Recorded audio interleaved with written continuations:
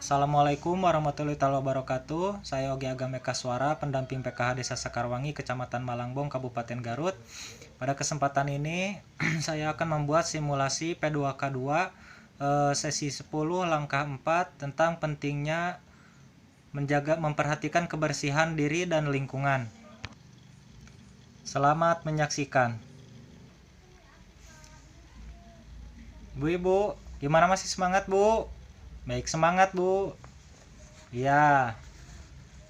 Nah, Ibu, sekarang saya akan membahas pentingnya memperhatikan kebersihan diri dan lingkungan.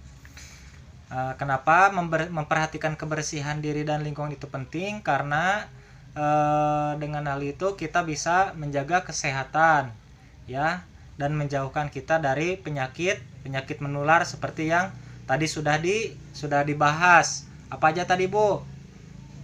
Ya, betul, diare, ya. Kemudian apa lagi? Cacingan. Terus malaria atau demam berdarah. Nah, itu penyakit-penyakit tersebut itu sangat berbahaya ya, Bu. Terutama di lingkungan kita biasanya diare itu kadang-kadang disepelekan. Padahal itu berbahaya karena diare itu bisa mengakibatkan kita kekurangan cairan yang mengakibatkan kematian. Nah, Ibu, saya sekarang akan bagikan flip chart 3.5 tentang sanitasi total berbasis masyarakat. Nah, ini ya, tolong ibu-ibu semuanya diperhatikan gambarnya seperti ini. Nah, saya bagikan satu-satu ya, Bu. Maaf, ini saya terbatas, mungkin gak cukup satu-satu. Paling bisa ibu yang berdekatan bisa berbagi melihatnya ya, Bu ya. Nah, silakan. Iya.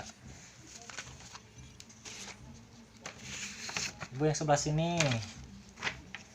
Iya. Nah, silakan Ibu lihat-lihat.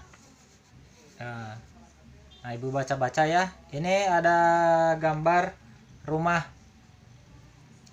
Ini maksudnya bisa diartikan sebagai lingkungan tempat kita tinggal. Nah, kemudian di sini ada keterangannya apa aja. Sanitasi total berbasis masyarakat itu apa aja, Bu? Nah, ini ada 5 poin penting ya.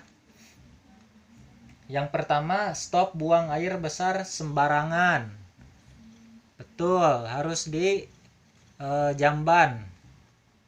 Jangan ke tempat-tempat yang terbuka, misalkan sungai, atau misalkan kalau masih ada di sini ke kebun, itu sudah tidak boleh dilakukan lagi ya, Bu. Itu sangat tidak sehat, selain mencemari lingkungan, itu juga bisa mengundang penyakit. Kemudian yang kedua, cuci tangan pakai sabun. Nah, cuci tangan pakai sabun harus kita biasakan sejak dari sekarang. Kemudian kita juga harus mengajarkan kepada anak-anak kita. Kapan saja kita harus melakukan cuci tangan pakai sabunnya, Bu? Iya, betul, sesudah makan, sebelum tidur, kemudian saat mau masak, betul, atau habis dari luar rumah, habis bekerja, betul. Kemudian yang ketiga, mengelola air minum dan makanan rumah tangga. Mengelola air minum dan makan rumah tangga. Jadi Ibu, air minumnya jangan mengkonsumsi atau meminum air yang mentah, harus air yang bersih. Kalau lebih bagus lagi air yang dimasak sampai mendidih. Kalau dari air depot, dari galon, itu pastikan airnya yang terjamin dan berkualitas bagus, tidak berbau dan tidak berasa ya. Makanan rumah tangga juga harus dipastikan bersih ya, makanannya yang bagus-bagus ya, yang jangan ada yang busuk. Peralatan rumah tangganya juga diperhatikan kebersihannya. Kemudian, Bu, mengamankan sampah rumah tangga. Maksudnya mengamankan itu kita tidak membuang sembarangan. jangan dilempar seenaknya. Kita harus punya tempat pembuangan. Bisa kita membuat lubang ya di sekitaran rumah kalau ada lahan, atau bisa kalau misalkan lahannya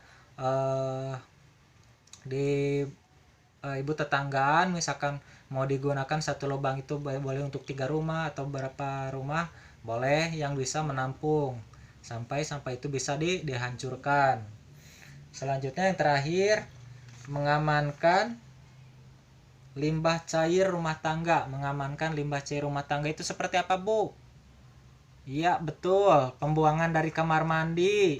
Iya, tilas ngawasuh wadah. Kemudian apa lagi? Iya, pembuangan dari WC. Pembuangan buat buang air besar. Jadi WC itu jangan dibuang, salurannya, pembuangannya jangan kemana aja, Bu. Harus menggunakan septic tank ya. Ada tempat penampungan khususnya. Baik. Nah, sampai di sini Ibu semuanya mengerti? Mengerti ya? Ini tuh hal-hal sederhana yang harus kita lakukan untuk menjaga kebersihan diri dan lingkungan agar apa, Bu? Keluarga kita menjadi keluarga yang sehat dan dijauhkan dari penyakit. Karena apa, Bu? Ingat ya pertemuan-pertemuan sebelumnya, kita kan mau punya anak-anak yang sehat, tinggi, cerdas. Nah, betul, kalau misalkan keluarganya tidak sehat, gimana kalau keluarga kita sering terkena penyakit, gimana kita mau punya anak yang sehat, tinggi, dan cerdas ya, Bu ya? Kenapa, Bu? Iya, betul sekali, pertumbuhannya terganggu karena sering sakit. Selanjutnya ibu-ibu, kita akan menyaksikan film tentang kesehatan lingkungan. Nah, tolong filmnya diperhatikan dengan baik ya, Bu ya. Silakan yang di belakang terjauh-jauh, silakan agak ke depan, gak apa-apa. Dirubah dulu posisi duduknya, gak melingkar juga gak apa-apa, berbaris juga boleh ya. Yang penting Ibu tetap jaga jarak. Silakan, Bu.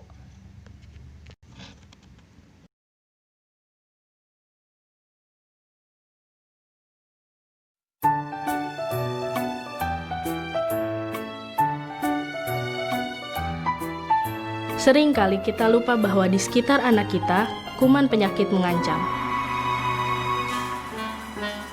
Kuman penyakit yang tidak terlihat, tapi mudah sekali menyebar di antara anak-anak kita.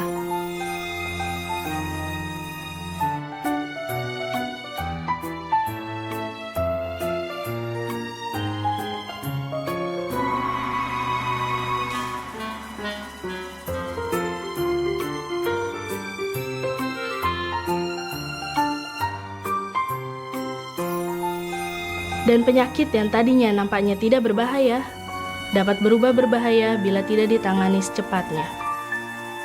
Penyakit seperti diare, cacingan, demam berdarah bisa diobati. Setiap orang, keluarga, atau masyarakat dapat menolong dirinya sendiri melawan kuman penyakit dan berperan aktif dengan perilaku hidup bersih dan sehat atau PHBS.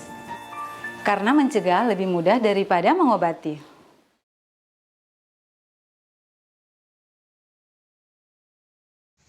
Iya, sudah ya, nonton filmnya sudah selesai. Nah, sekarang saya mau bertanya sama ibu-ibu, apa yang ibu lihat dari film yang barusan diputar, Bu? Nah, oke, satu-satu, Bu, silakan. Bu EN, apa, Bu? Oke.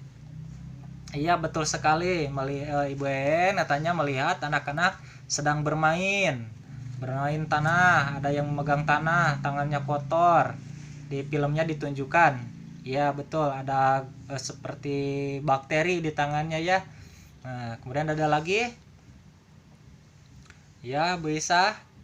Iya, ada anak yang buang air sembarangan.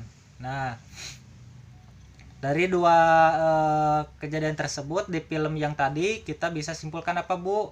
Kita bisa artikan apa? Nah, iya betul, itu tidak sehat.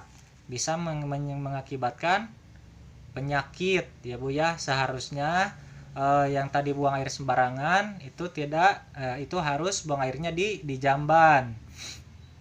Nah, kemudian anak-anak yang tadi megang-megang tanah biar nanti tidak terkena penyakit, bagusnya segera cuci tangan. Betul sekali. Selanjutnya pertanyaan saya, nah tadi kan kalau cuci tangan harus pakai sabun. Nah, kenapa Bu kalau cuci tangan itu harus pakai sabun?